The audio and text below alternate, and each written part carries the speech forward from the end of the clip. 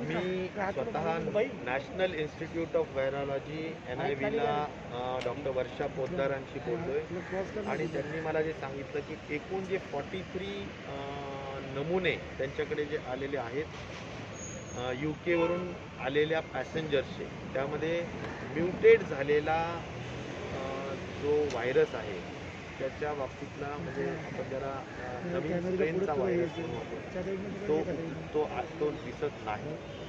कुठल्याही परिस्थितीत जे काही आज एकूण जे 43 नमुने कालपर्यंत तपासलेले आहेत त्याच्यामध्ये एकही नवीन केस महाराष्ट्रामध्ये नाही आणि जरूर देशामध्ये दिल्लीमध्ये आणि चेन्नईमध्ये अशा केसेस आढळलेल्या आहेत, त्या सिद्धही झालेल्या आहेत. परंतु महाराष्ट्रामध्ये इन्फिल्ट्रेट झालेले किंवा आलेल्या लोकांमध्ये सुदैवाने अद्याप कुणीही त्या ठिकाणी नाही आहे. हे NIVच्या वर्षा पोद्दार जे आपले त्या ठिकाणच्या प्रमुख आहेत त्यांनी मला या ठिकाणी सांगितलं. हिंदी में जानना चाहिए UK मुंबई के लोगों पर आठ मिलेगी, लोकल शुरू करने की स्थिति में है महाराष्ट्र सरकार। या कोविड सेंटर्स जो हैं सर उनको मेंटेन करने में भी काफ़ी ज़्यादा खर्चा होता है, तो क्या केसेस कम होने की वजह से बंद करने का भी बारे में सरकार सोच रही है? देखिए एक है अगर जो बड़े बड़े सेंटर्स हमने खोल रखे हैं वो ज़रूर हम अभी ईयर एंड है तो ईयर एंड में लोग बाहर निकलेंगे, ये सब जानकारी रखते हुए या इसका अनुमान हम जानते हैं कि थोड़ी बहुत तो लोग ओपन अप यानी ओपन अप करने के वजह से इसका क्या असर होता है इसके ऊपर हम नज़र रखे हुए हैं. देखना है कि पोस्ट न्यू ईयर की संख्या क्या हो सकती है, इसके ऊपर हम नज़र रखे हुए हैं. अगर ये संख्या बहुत कुछ ज़्यादा बढ़ती नहीं है तो रेलवे यानी मुंबई की ट्रेन के बारे में भी माननीय मुख्यमंत्री ज़रूर सोचेंगे, पॉजिटिव ही रहेंगे. हमें पता है कि मुंबई की लोकल ट्रेन ये लाइफलाइन है और उसके वजह से कॉमन आदमी को बहुत बड़ी दिक्कत होती है और कठिनाई झेलना पड़ती है. लेकिन एक है कि जैसा कहा जाता है जान है तो जहान है, इसीलिए हमारे को नंबर्स कैसे है और पोस्ट न्यू ईयर क्या संख्या होती है उसके अनुसार मुझे लगता है निर्णय लिया जाए. जानकारी APHO को जो BMC के हेल्थ ऑफिसर हैं उनकी तरफ से दिया गया है. 2600 कुल पैसेंजर्स आए थे जिनमें से 2000 को ट्रेस किया गया है. 600 ऐसे पैसेंजर्स हैं जो ट्रेस नहीं हो रहे, उनके लोकेशंस जो दिए हैं, एड्रेस दिए हैं वो भी गलत हैं और उनका कॉन्टैक्ट नंबर उनसे कॉन्टैक्ट भी नहीं हो पा रहा है. तो ऐसे लोगों को लेकर एक लेटर लिखा गया है PHO को, तो इसके बारे में क्या कहेंगे सर? क्या ये चिंता का विषय है?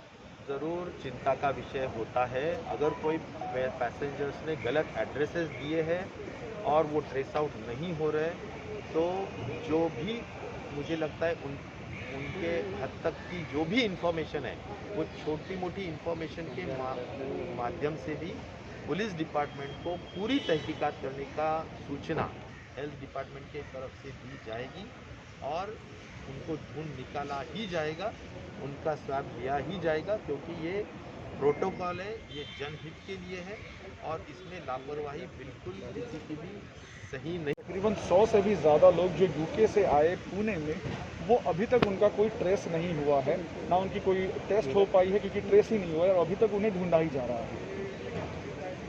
देखो, महापौर जी का जो भी कहना है वो उनका व्यक्तिगत कहना है, लेकिन UK से आए हुए हर व्यक्ति का प्रॉपरली उसका स्वैब लिया जाता है, उसका टेस्ट किया जाता है और उसके ऊपर अगर निगेटिव भी आता है और तो भी उसके ऊपर होम क्वारंटीन करने के बाद उसके ऊपर नज़र रखी जाती है. तो ये हमारा प्रोटोकॉल है और गवर्नमेंट ऑफ महाराष्ट्र की तरफ से इसके बारे में बहुत गंभीरता से लिया जा रहा है. अगर किसी ने कहा है कि भाई कोई आया है और उसके ऊपर ध्यान नहीं रखा गया है या उसका स्वैब नहीं लिया गया है तो ज़रूर उन्होंने हेल्थ डिपार्टमेंट को उसकी जानकारी देना चाहिए और अगर नाम और ऐसा अगर कोई दिया जाता है तो उसके ऊपर ज़रूर तहकीकात करेंगे और उसका भी स्वैब लेंगे. लेकिन मेरे पास जो भी इंफॉर्मेशन है, मालूमात है, उसके अनुसार ऐसी कोई भी UK से आने वाला पैसेंजर के ऊपर के बारे में लापरवाही बिल्कुल की गई नहीं. तो इस बारे में अभी हमारी सोच भी नहीं है क्योंकि हम हमारे नंबर्स जो है बिल्कुल कंट्रोल में है। हम अभी पूरा एम्फेसिस या फोकस कर रहे हैं कि हमारे को टेस्टिंग बढ़ानी है, और टेस्टिंग बढ़ा के जो भी ट्रैकिंग एंड ट्रेसिंग करके जिनको टेस्टिंग करना ज़रूरी है, या जो वल्नरेबल ज़्यादा जो लोग हो सकते हैं उनकी टेस्टिंग कराना है। टेस्टिंग की संख्या बढ़ाते हुए हमारे को आगे बढ़ना है।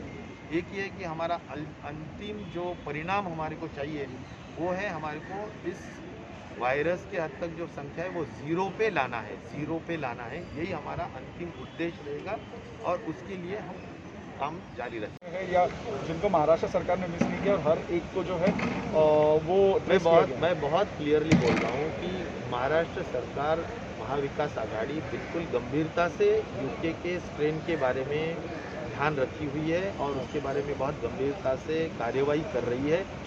लेकिन इसके बावजूद अगर समझो कोई मिस आउट होता है या हुआ है 1%, तो ज़रूर उसके बारे में जानकारी मिले तो हम कार्रवाई करेंगे और जो भी प्रोटोकॉल है उस अनुसार हम कार्रवाई करेंगे। वहीं से गुजरात आते हैं या हम कहें बड़ौदा आते हैं या फिर सूरत आते हैं और वहाँ से मुंबई आ रहे हैं, तो वो क्वारंटीन पीरियड जो है वो अपना वहाँ पे वो मिस कर रहे हैं। इसको लेके महाराष्ट्र सरकार क्या करे, क्योंकि जो लोग बॉर्डर से गोवा से आ रहे हैं, गुजरात से आ रहे हैं, उनका सिर्फ थर्मल चेकिंग हो रहा है, ना उनकी आरटीपीसीआर हो रही है। ज़रूर ये चिंता का कारण हो सकता है, क्योंकि अगर लोग जिन राज्यों में आज भी हॉटस्पॉट्स है, जिन राज्यों में बहुत ज़्यादा संख्या आज दिखाई दे रही है, उन राज्यों को छोड़ के दूसरे राज्यों से अगर हमारे महाराष्ट्र में इन्फिल्ट्रेट होने का काम हो रहा है तो उसके बारे में मुझे लगता है अलग तरीके से सोचना ज़रूरी है और कुछ अलग स्टेप्स लेना भी ज़रूरी है। लेकिन महाराष्ट्र की जनता के हद तक, उनके हेल्थ के हद तक, उनके लाइफ सेविंग के हद तक कोई कॉम्प्रोमाइज़ नहीं किया है।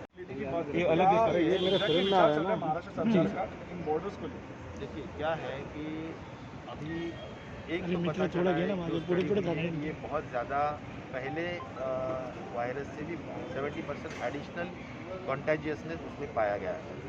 तो हमारे को एक है कि ये कॉन्टेजियसनेस रोकने के लिए क्या करना ज़रूरी है, तो मास्क यही एक इम्पॉर्टेंट माध्यम है और दूसरा है सोशल डिस्टेंसिंग। तो ये अपने को बहुत स्ट्रिक्ट ऑब्जर्व करना पड़ेगा या स्ट्रिक्टली उसको एग्जीक्यूट करना पड़ेगा, उसका अमल करना पड़ेगा। तो मुझे ऐसा मैं ये चाहता हूँ कि सभी जिला प्रशासनों को, माननीय मुख्यमंत्री जी ने, उप मुख्यमंत्री जी ने, सभी लोगों ने हमने बहुत सख्ती से कहा है कि इसके ऊपर बहुत ज़्यादा सख्ती से अमल करो और इसके अगर फाइन्स ऐसा लगता है कि बहुत ही कैजुअली अगर लोग ले रहे हैं तो उसके ऊपर फाइन बढ़ाने की अगर ज़रूरत है तो फाइन बढ़ाने का भी काम करो।